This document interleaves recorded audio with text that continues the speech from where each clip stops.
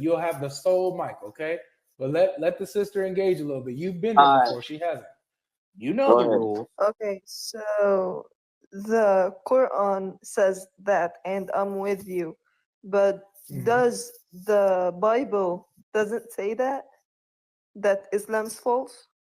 Well, there was no Islam during the time of Jesus or the apostles. However, the apostles did say this, and Jesus did say this: if anyone teaches a different Jesus than what we have taught to you, then let them be accursed. Even if an angel, even if a new prophet has come and has given you a different gospel, a different Jesus than the one you've received, then let that be accursed. That religion is false. That saying is diluted. Okay, look, I'm not. Lofty arguments and false religions that come against the knowledge of Christ. It tells us to do that. Okay, so I didn't study Islam or I didn't study Christianity, but my point was that I'm jealous that someone's saying about my religion is false. That's it. So I'm glad you're here because the question should be, is it Minna? Is that how I say your name? Minna. Minna? The question should be, okay, my name's Avery. You should be like, Avery, why do you say that Islam is false? What are your reasonings that you've come to that led you to believe that Islam is false? You know, and it's an open conversation. It's really to draw people in to have the open discussion and hopefully and share my reasonings with you, you know, and you take it, you can research it later or do what you want with it, but it's for a good conversation. I want you to know why I believe Islam is false and then come to the truth. And I want you to read better in Islam because I think you didn't. So let's do this real quick. You believe that Islam is a beautiful, moral-filled religion, right? That it teaches you to do good, not to harm others. It's peaceful. Yeah. You believe that that's what Islam teaches, right? Yeah. Okay. So this is the claim. However, when we go into the Quran and we actually read it for ourselves, we read a lot of the Quran is not like that. For example, hey, that applies the same to the Bible. Islam is not a passive religion. We'll see. We're not turning the cheek when you do something to a Muslim. We're not talking about turning the cheek. We're not talking about that. Okay. We're talking about more moral codes, God's moral character that He does not change. Like, for example, the Ten Commandments. And we spoke with a Muslim on this the other day. The Ten Commandments tell us, for example, not to commit adultery. Now, we all agree here on this panel, Christian and Muslim, that adultery, sleeping with another man's wife, is wrong. We all agree? Yes. Yeah. 100% wrong. Okay, good.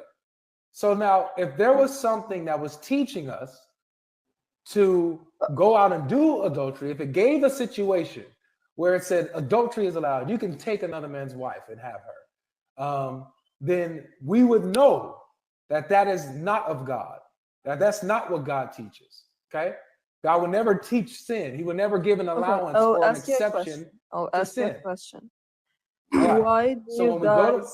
Why do you guys have several Bibles, like written by several people? No, go with your claim. Let him finish his claim. You're talking about English translations. Quran has English translations. That's not no, it's not the same. It's not the same. Let's stay focused though. But go back to your claim. Go back to your claim. Let's stay focused. Guys, Please go back to your claim. Let's focus. So adultery, we all know it's wrong.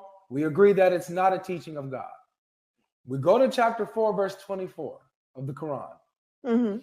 It gives an exception in which you can commit adultery. It says all women. I'm sorry, can you say that again? Someone called me. Chapter 4, verse 24. What surah? What surah is 4, An-Nisa. Surah An-Nisa. Someone called me. Chapter 4, verse 24. What surah? What surah is that? For Anisa. Surah There's Anisa a has an command echo. in We've got an echo, Avery. We've got Yeah, so Minna, I'm gonna have to we got to drop you and then we're gonna bring you right back up. Bring you back. It looks like you got a call and it calls an echo or something. Right. Go ahead and hit the like button, ladies and gentlemen, on the YouTube stream. Got almost 400 people on YouTube, so go ahead. There should be 400 likes. Hit that like. If you guys are loving this discussion, we're about to get into some good stuff right now. We got Muslims that are standing up for the faith of Islam. So good for them. Represent. How do you know that your religion is the right one? Okay, so I'm about to tell you. This about to show you. is one of the ways we'll demonstrate it by reading Surah 424 and looking at its context. We know that God's moral code is consistent. How do you know? Consistent. How do you know? We know that God's moral code is consistent. This is what he revealed to us. God in his nature has to be consistent. He cannot change his morality. His morality does not change, right? So he's not going to see something as detestable and claim that this is an abomination and then later says, oh, well, you know, it's okay. You can commit that abomination. You know what I'm saying? God is consistent.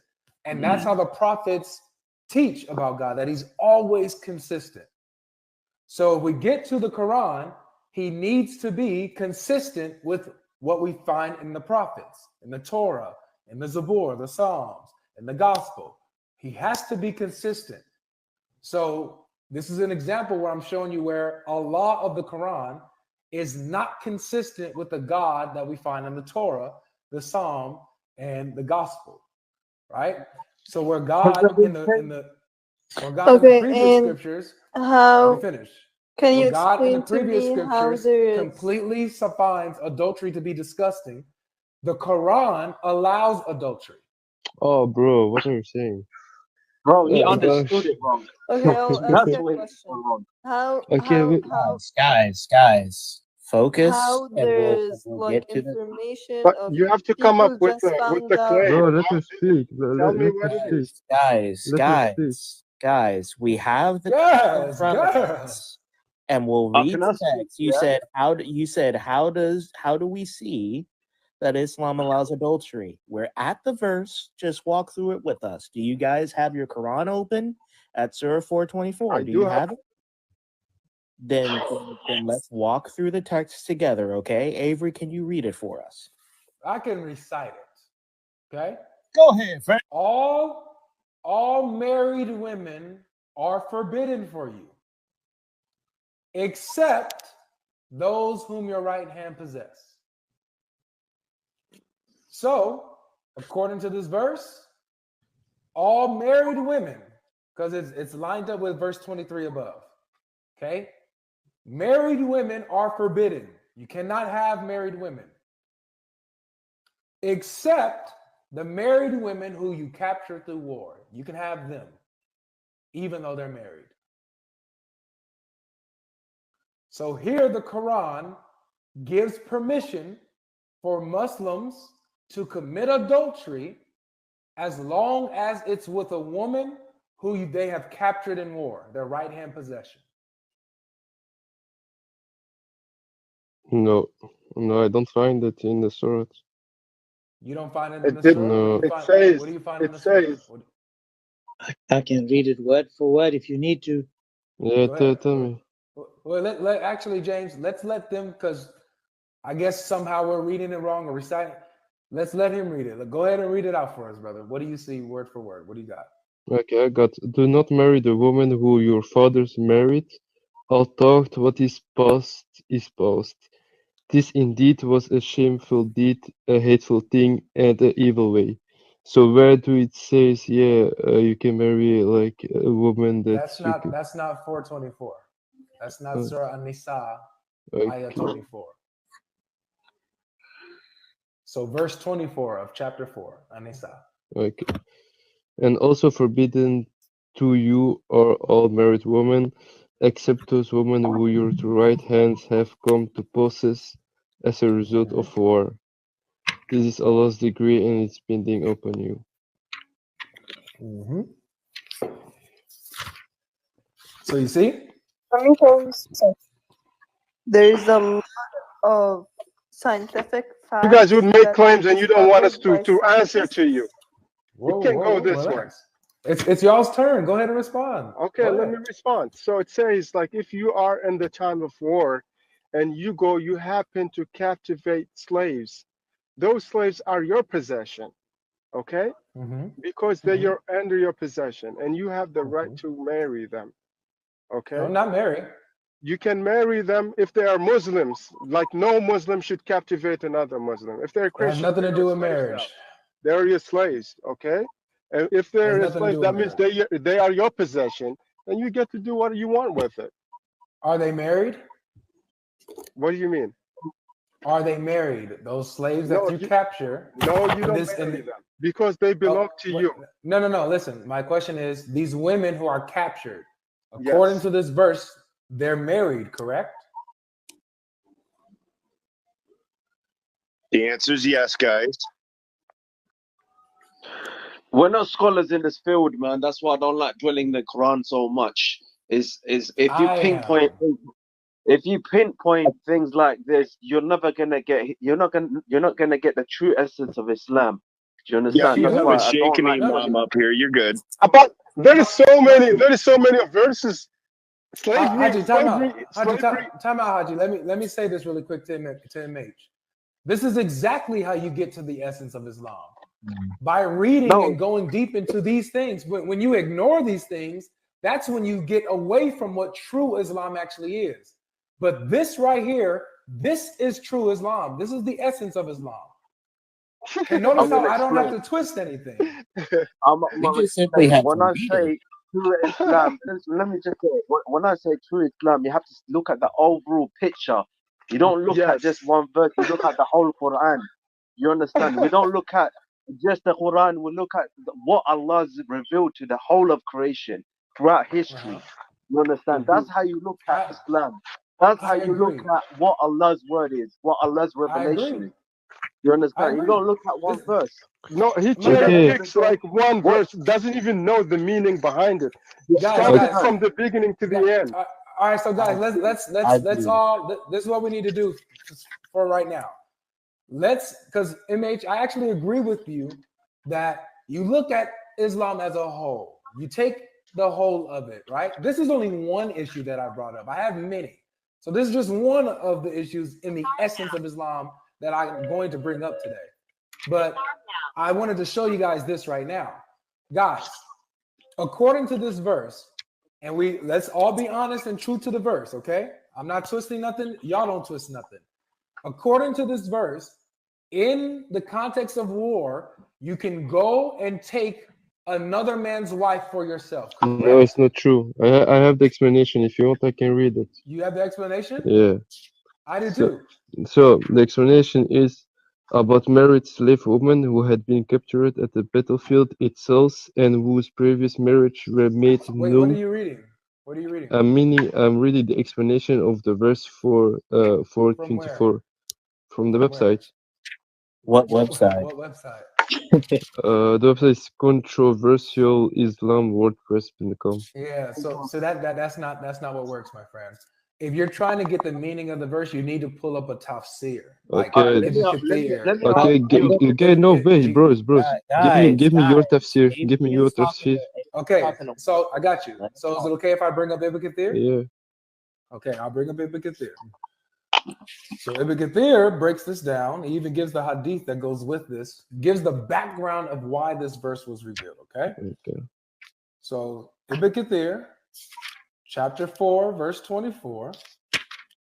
Chapter 4, verse 24. Or Sunni. Shia or Sunni. Quran. Sunni. Everybody here is Sunni. Okay. All right. So this is what it says. Forbidding women already married except for female slaves.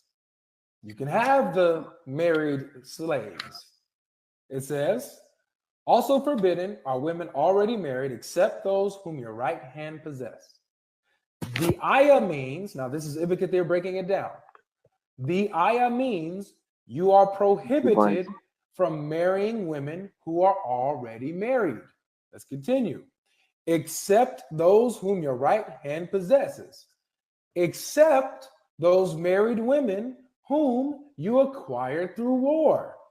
For you are allowed such women after making sure they're not pregnant. Imam Ahmed, so now he's about to give you the hadith that backs this up. Imam Ahmed recorded that Abu Sa'id al-Kurdi said, we captured some women from the area of Al-Tas who were already married, and we disliked having sexual relations with them because they already had husbands. So their husbands were still alive. True, that's not true. Give me the. That's what Ibn Kathir said. Can I That's what say the hadith something? says. Can I show it on the Wait, screen? let me finish. Yep.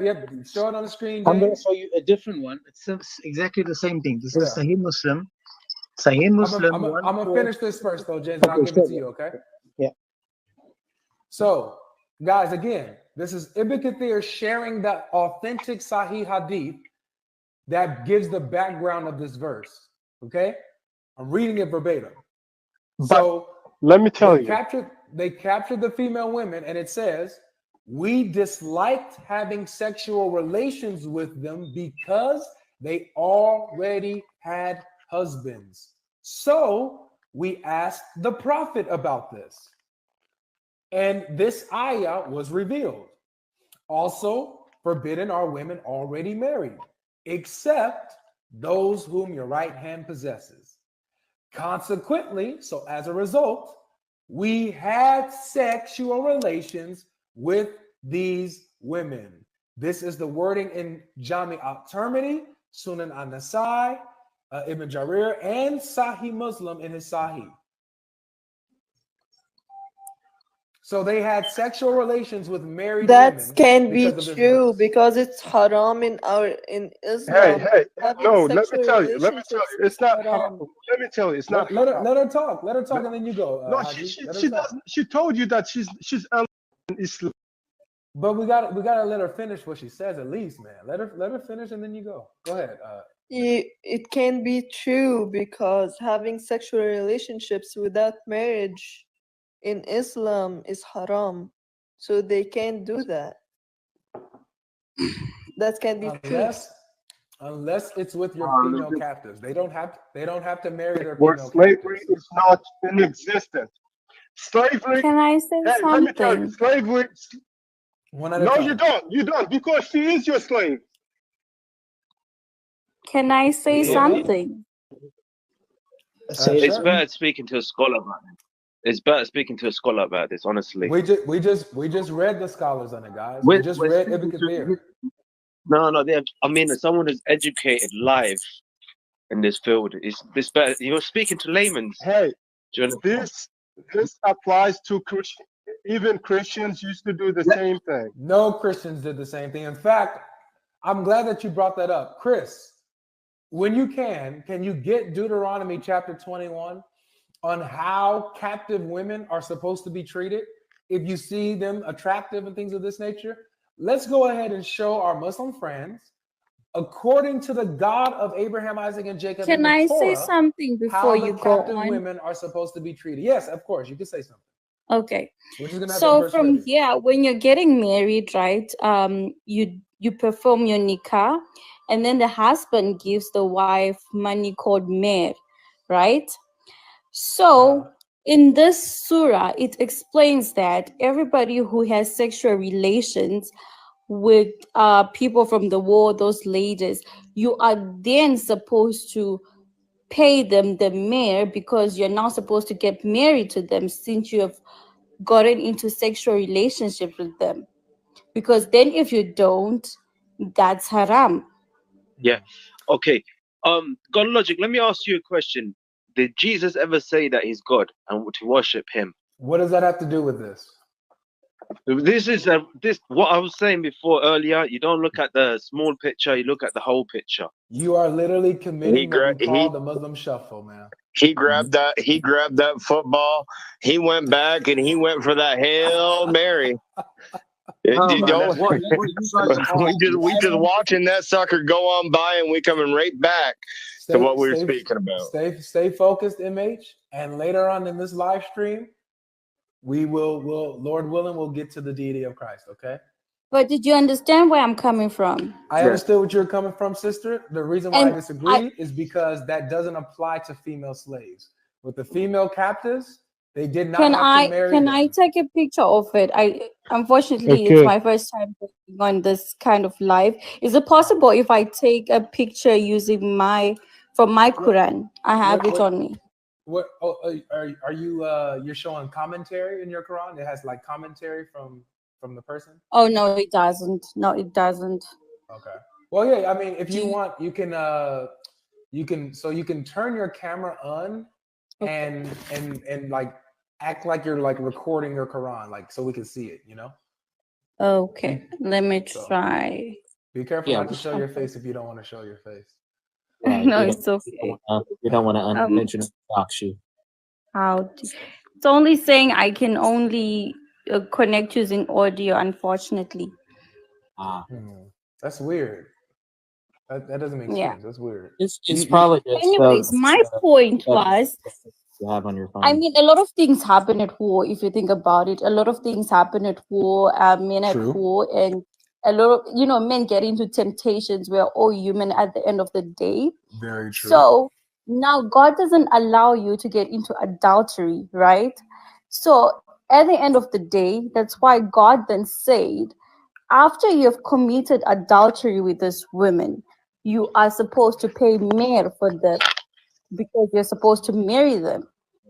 No. Can I just jump in there with a question? Can I just jump in there with a question? Go ahead, didn't Aisha lead wars? Didn't Aisha lead battles?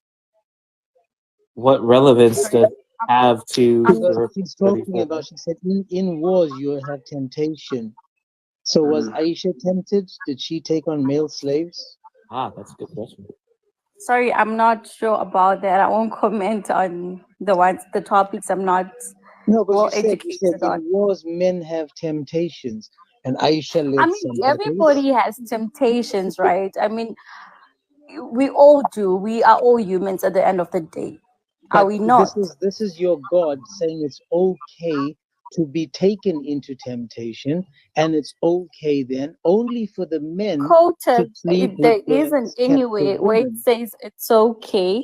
I'm explaining from my own understanding, from what I've read, and from my own understanding. Then that's where I'm explaining from. Yeah, but we are reading your sources, and your sources are telling us clearly that they took captives, and the men were afraid to have sexual intercourse with them. And then this verse came down to save the nation and said it's okay to dingy these women, even though these women are married and their husbands were still alive.